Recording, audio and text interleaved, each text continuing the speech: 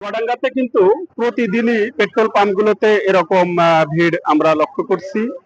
যে পেট্রোল পাম্পেই তেল প্রদান করা হচ্ছে সেই পাম্পেই কিন্তু আমরা দেখছি যে এরকম উপচে পড়া ভিড়। আমি এখন দাঁড়িয়ে আছি চুয়াডাঙ্গার আলোকদিয়ার বিশ্বাস ফিলিং স্টেশনে। আপনারা দেখছেন কিন্তু আমার পাশে কিন্তু কৃষকরা তেল নেওয়ার জন্য দাঁড়িয়ে আছে। শুধু এক পাশে না, দুই পাশেই কিন্তু কৃষকরা ভিড় করে দাঁড়িয়ে তারা তেল সংগ্রহ করার জন্য এসেছে।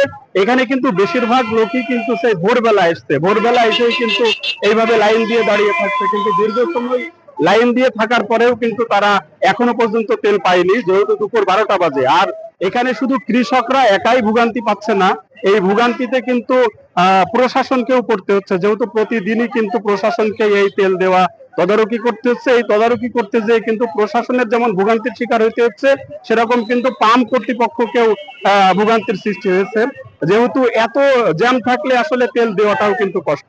আর আমরা একটা জিনিস লক্ষ্য করেছি, এখন কিন্তু কৃষকের সংখ্যা সব থেকে বেশি।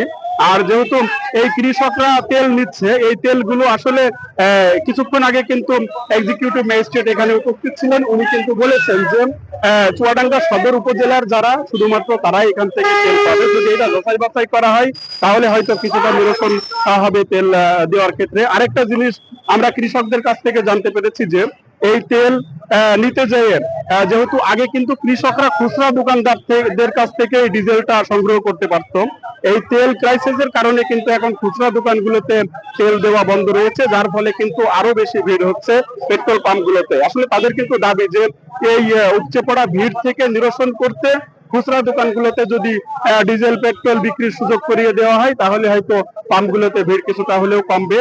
তো চুয়াডাঙ্গার জ্বালানি তেল নিয়ে আমার কাছে এই ছিল সর্বশেষ তথ্য। হাশেম রাজ, চুয়াডাঙ্গা।